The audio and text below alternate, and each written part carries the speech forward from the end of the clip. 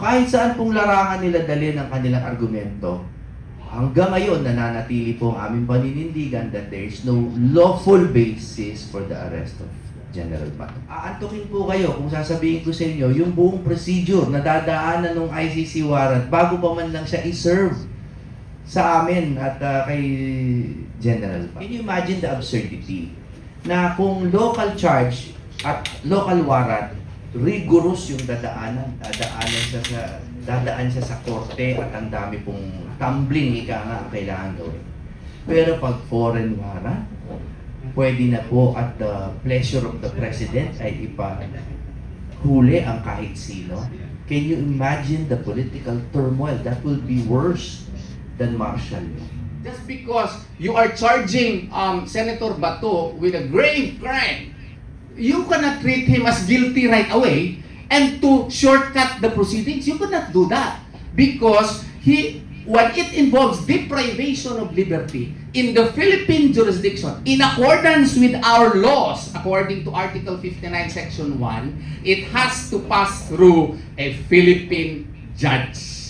So yun ang aming argumento dyan. Hindi po pwede na itrata siya parang manok at dadalhin mo doon sa Netherlands na hindi mo idaan sa korte. Kalukuhan yan, kagaguhan yan. Good morning, Attorney Jimmy. Morning po. Magandang umaga po. Attorney Jimmy, sa pananaw mo po bilang isa sa mga abogado po, may danger ba na nalilito ang publiko sa pagkakaiba ng isang dokumentong umiiral sa international level at isang warrant na maaari nang ipatupad dito po sa Pilipinas? Attorney? Litong-lito na po. Litong-lito na po ang publiko. Hindi lang po dahil sa complexity naman talaga ng legal issue, kundi dahil sa mga magkakaiba at magkakakontrang pananaw ng gobyerno itself, no? Meron po akong show sa ibang channel na mismo po si GM Torre na hindi naman po sa panig natin ay inamin na there is a breakdown in the unity of command, no? Ibig sabihin na iba-iba na po yung pati on the opinion level, iba-iba na po yung pronouncements ng gobyerno. Tatlo po kasi yung legal na landas na pinopropose ng kabila, no? Una, yung pag-aresto kay Bato ay binabatay ng iba sa RA 9851 na domestic law. Yan po ang una, ha. Pangalawa, ini-invoke nila yung Rome Statute. Okay? At pangatlo, they are invoking general public international law. Tatlo po yon na pinag-iiba-iba nila ng paghuhugutan according to what is convenient. Kaya po tayo nalilito. At ang masasabi po ng kampo namin in a very clear statement is that kahit ano po doon ang sundan nila na batas, na pagbatayan nila, wala pong sinunod ang gobyerno. Kung doon tayo sa RA 9851, pag-uusapan po natin kung pwede nating isurrender sa ICC without passing through the judicial authority dito. Kung pag-uusapan natin ng Rome Statute, which by the way para sa amin ay wala ng jurisdiction, hindi nila sinunod ang Article 59 at hindi nila sinunod ang regulations of the court ng ICC, particularly Regulation 31 number 3, which shows how to effectively serve a warrant, no, na personal notice. At kung general na international law or customary law, hindi rin nila sinunod yung jurisprudence na sinite ng aking partner na si Atty. Bobe. So, kahit saan pong larangan nila dalhin ang kanilang argumento, hanggang ngayon nananatili po ang aming paninindigan that there is no lawful basis for the arrest of General Bato. Thank you, Attorney Jimmy. Attorney Jimmy, may mga nagsasabi na itong mga pangyayari nito noong nakaraang May 11, parang trial by publicity ang nangyari. Lalo na po nung maipakita umano ang dokumento sa media bago pa man magkaroon ng malinaw na government position. Nakikita niyo rin po ba yung anggulong to? Very clearly po, nasa kapangyarihan po kasi ng PTC, ng Pre-Trial Chamber, Yung una, yung to reclassify their warrant from public to secret to public. At nasa kanila rin yung to authorize reference thereto. Huwag na natin pag-usapan yung pangalawa. Nung pinakita po ni Trillanes yung warrant na yan, it was still secret. No? Therefore, wala siyang any authority to refer to this document, to show it publicly, to brandish it, and much less to enforce it. Wala po, kahit ano po. Hindi na natin pinag-uusapan kung siya ay isang delegate ng ICC, was he authorized, hindi pa yun eh. The mere showing of the warrant by anybody had not been authorized under any applicable laws or procedures. So, kaya po tayo nagkakalito-lito. And then, assuming arguendo that the warrant had been reclassified at pwede nang i-serve o at pwede nang ipakita rather, hindi pa rin siya pwedeng i-serve dahil napakahaba po. Aantukin po kayo kung sasabihin ko sa inyo yung buong procedure na dadaanan ng ICC warrant bago pa man lang siya i-serve sa amin at kay General Bato. Thank you, Attorney. Attorney Bondo, hindi ba delikado kung ang isang pribadong individual ay tila mas nauunang makaalam o makahawak ng sensitibong dokumento kaysa mismong mga opisyal na dapat magpatupad po nito? Very dangerous precedent setting po yan kung sakasakaling mangyari yan. As I said in different interviews, I always invite the public to imagine the scenario that they are proposing. Imagine niyo po, kahit po sa hinaharap na makagawa na tayo ng sistema na ang warrant ng ICC or any foreign tribunal or court ay pwede nang panghawakan ng kahit sinong individual at sasabihin nila hindi na po kailangan yan dumaan sa piskalya dito, hindi na kailangan dumaan yan sa korte dito dahil foreign ito. And therefore, since they had been authorized by the President, the Office of the President, or any of the departments under the executive branch, dahil na-authorize na sila, pwede nang i-enforce yan. Can you imagine the absurdity? Na kung local charge at local warrant, rigorous yung dadaan siya sa korte at ang dami pong tumbling ika nga ang kailangan gawin. Pero pag foreign warrant, pwede na po at the pleasure of the President ay ipahuli ang kahit sino. Can you imagine the political turmoil? That will be worse than martial law. Oo nga, takot. Attorney Bondo, kung totoong kailangan pa ng Interpol Red Notice at compliance sa local processes bago magkaroon ng enforcement, Attorney, may nilabag bang protocol at sino mang kumilos na parang may immediate arrest operation ng mangyayari? At the very least, that was an attempt at arbitrary detention, attempt at an unlawful arrest, di ba? At I can imagine many other laws broken by the said individual. So, pero ang mas nilalabag po talaga nila ay hindi lamang batas kundi yung kasarinlan po ng Pilipinas. And that is the worst. I know that sounds like a motherhood statement, pero yun po ang pinakamasama na nilalabag nila, yung ating karapatan to enforce our own laws and to prevent colonial powers from imposing upon us laws that we do not recognize and giving foreign tribunals power to dictate upon our justice system.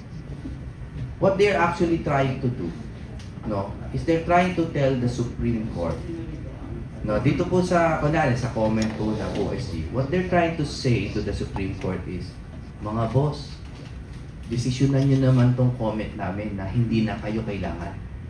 Yun po ang hinihingi nila.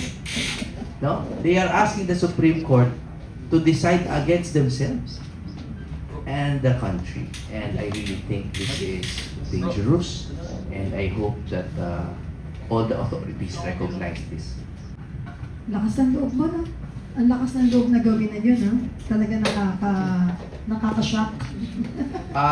Hindi na po kami nasasyak para lang po. Hindi, kasi They've tried everything. Attorney, parang ang thinking namin dito bilang isang simpleng mamamayang Pilipino na lumalaban ng patas sa araw-araw, parang saan sila kumukuha ng lakas na loob to manipulate at saka konsintihin ang iba't ibang mga autoridad to Malinaw po. abuse. Malinaw po kung saan sila kumukuha ng lakas ng loob, and it is out of fear. It is out of fear of the scenario 2 years from now. Yeah. Malinaw. Attorney, isa na lang po. Balikan kay mamaya ni Attorney Yvette. Ano po ang masasabi ninyo? Ito, kailangan pong marinig ng lahat ng mga kababayan natin dahil yun po yung isang katanungan nila noong pa eh. That was last week. Eh, ngayon natin tatanungin sa inyo, baka masagot nyo bilang kinatawan at saka tagapamagitan at kayo po yung abogado ni Senator De La Rosa. Sa nangyari po last week, ano po ang masasabi ninyo sa naging desisyon ni former Senator Soto sa pakikipag-ugnayan niya di umano sa NBI, sa OSA, Office of the Sergeant of Arms, sa pagpapatupad ng sinasabing warrant of arrest? Pagdating po dyan, the reason why I want to limit my comments is obviously there's a very huge political struggle now within the Senate. At gusto kong bigyan ng konting halaga yung pagpapaliwanag ni former SP Soto na dahil wala naman siyang kaalam-alam na dadating si Bato, parang ang sinabi niya lang ay, sige, coordinate nyo lang sa OSA. Bigyan po natin ng kahit mga 50% na tiwala muna, no? But on the other hand, the other 50 should be reserved for our vigilance, no? That vigilance is to prevent further cooperation by any of the senators with law enforcers who have no right to arrest General Bato. And that said, also, we are very happy for now that the Senate presidency has changed because we stand with Alan Cayetano. I think that has to be said. We cannot leave him out to dry, no? Kasi si SP Cayetano is not being partisan. I want that clear. I think he is preserving the integrity and the sanctity of the Senate. I don't think it's for Bato. I don't think they've seen eye to eye on all stages of our recent political history, no? Pero ang para sa kanya talaga, bahay namin to, we are one of the 3 branches, at wala kayong pinapakita pang lawful basis para arestuhin ito. So ba't kami magko-coordinate sa inyo? Kayo magko-coordinate sa amin pag meron kayong i-enforce out of respect. At kami, susuriin namin kung pwede nang arestuhin si Bato.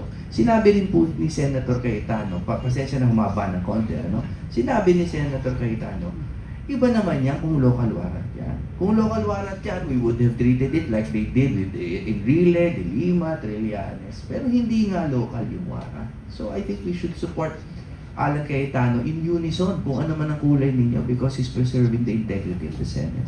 And now, ibalik ko naman po yung tanong ulit kay Atty. Terion. Medyo nabitin po ang ating mga kababayan. May mga pumapasok din pong mga comment at mga question. No? Atty. Terion, kung supina lang talaga yon, bakit hindi agad malinaw ang paliwanag ng gobyerno mula sa simula?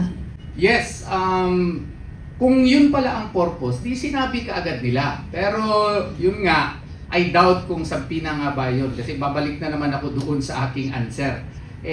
Kung sabina yun ng CIDG, why would NBI serve it in the morning of May 11 of 2026? No? So, palusot na lang yun sa tingin ko. No? So, that is, in my humble view, parang naghahanap na lang siguro ng paraan para at least ma-justify. Kung sa amin yan sa mga Bisaya, palusot na lang to. No? That's my opinion on the matter. Kasi nakakatawa na merong, merong sampina ang CIDG. Ngayon ba ang NBI adjunct office na ng CIDG? The way I see it, iba sila na agency. And CIDG has its own personnel and NBI also has its own personnel, and it would be the height of hypocrisy, no, to the point of being untruthful na siguro na i-claim na CIDG sabina ngayon. And by the way, yung CIDG sabina ni-recall nila ha, and actually we can use that also. We can use that by arguing likewise that the Philippines now is exercising jurisdiction over the AJK cases. So that can be one of the reasons that can be used by our lawyers if we will hire na a lawyer in the ICC to oust the jurisdiction of the ICC or to question the processes being made by the by Philippine authorities. Kasi nga in the morning of May 11 of 2026, there was yet no confirmation on the part of the ICC. There was yet no unsealing of the ICC warrant of arrest. And procedurally, even if hindi na tayo miyembro, hindi na tayo bound under Part 9 of the Rome Statute. Pero granting for the sake of argument, hindi nila na-follow at that time yung procedural mechanisms before one can implement a warrant of arrest by the ICC. So to claim na sabina yun, to my mind, and with utmost due respect, is baloney. Thank you, Attorney. Attorney, alam niyo bago magdeklara po ng ang ICC na naka-unseal na po yung warrant of arrest ni Senator Bato de la Rosa, nagkaroon po ba ng pagkakataon na naniniwala rin kayo na may arrest operation talaga? Yung May 11 incident, klaro talaga yun kasi may mga binugbog pa nga yung tao ng ng Senado eh. Sila ang pumasok doon, hindi nakipag-coordinate, tapos binugbog pa nila yung Senate employee. And at that time, the warrant of arrest by the ICC was not yet unsealed and they did not follow the strict procedure under Articles 89, 91, 59 of the Rome Statute. That is granting for the sake of argument that we are still a member of the Rome Statute. Eh hindi na nga tayo miyembro eh. Kaya nga ang aming sinasabi dito, mali talaga yung ginawa ng ating mga taga-NBI. Ma'am Penny, if I Yes, may, no? please do. Bago pa nung bugbugan na totoo po na sinight ni Atty. Torion, bakit naman po tayo magdududa pa na may attempt to arrest? Pagbaba nga po ng kotse ni Bato, sinubukan nga siyang i-arrest, hinabol siya sa hagdan. So I do not know why a narrative like that would prosper na hindi nila ina-attempt mag-arrest. Sinubukan na nga at in-announce pa nila, no? Pagbaba pa lang ng kotse. Kahit hindi na natin pag-usapan yung bugbugan, which is again a clear indication of their intent to arrest. Sinabi na nila na arrestuhin nila si Bato. Wala na pong bawian. Tapos ito ma'am i-review natin yung kasi hindi na tayo parte ng Rome Statute. At klaro yan sa Pangilinan versus Cayetano na wala pang surrender mechanism tayo dito, no? And even in the the crafting of Republic Act 9851 noong February 20, 2009, kunin niyo yung transcript of stenographic notes, yung minutes ng deliberations between Senator Ligarda and Senator Gordon. Ang sabi ni Senator Gordon noon, in order to implement the surrender mechanism under Section 17, no? Section 17 of Republic Act 9851 is not enough. There has to be a statute that would precisely define the procedural mechanism as to how to effectuate surrender. So even the intention of the senators when they crafted the 9851, no, would really prove na in the deliberations, it really came out, no? Deliberation, mahaba yun eh. During the time when Senator Ligarda was throwing questions at Senator Gordon, lumabas po dun na it's not enough. RA 9851 is not enough. And even if we base Article 59, hindi na tayo miyembro niyan. Kalukuhan niyang sinasabi, kagaguhan niyang sinasabi na you could not anymore invoke Article 59. Ano ba yan, cherry picking? You are implementing the warrant of arrest under Article 58. We do not recognize that anymore because we believe that ICC has no more jurisdiction. But granting for the sake of argument that it has jurisdiction, we can also invoke Article 59. Anong nakasabi dyan sa paragraph 1? Oh? A state party which has received a request for provisional arrest or for arrest and surrender shall immediately take steps to arrest the person in question in accordance with its laws. In accordance with whose laws? Philippines. Anong sa Philippines ito? In accordance with its laws and the provisions of Part 9. It has to be reconciled. Ang ibig sabihin niya, anong nakasaad sa atin? Article 3, Section 2, and the Bill of Rights. Only a Filipino judge can issue a warrant of arrest. Since you do not have a surrender procedural mechanism, then we argue, wala yan. Kaya nga, pwede ba? Sabi namin, i-apply na lang natin by analogy yung extradition rules. Kasi meron tayong extradition rules. Dalawa lang yan surrender or extradition. Yung surrender, walang procedural mechanism. Nandun yan sa minutes of the interpellation of Senator Ligarda with Senator Gordon when RA 9851. So, since wala tayong law as to how to implement surrender, sabi namin, why don't we apply by analogy yung extradition? Ayaw din ng Solicitor General. Huwag mo i-implement yan dito. If you want to implement that, then you follow our procedure. Because our procedure is stated in the rules of criminal procedure. Huwag nyo kami sisihin. Bakit mataas yan na procedure? Hindi kayo nagpasa ng batas to implement that as lawyers, ako at saka si Attorney Jimmy Bondo, we have to, argue because that is the proper thing to do. Just because you are charging Senator Bato with a grave crime, you cannot treat him as guilty right away and to shortcut the proceedings. You cannot do that because when it involves deprivation of liberty in the Philippine jurisdiction, in accordance with our laws, according to Article 59, Section 1, it has to pass through a Philippine judge. So yun ang aming argumento dyan. Hindi po pwede na itrata siya parang manok at dadalhin mo doon sa Netherlands na hindi mo idaan sa korte. Kalukuhan yan, kagaguhan yan. Galing.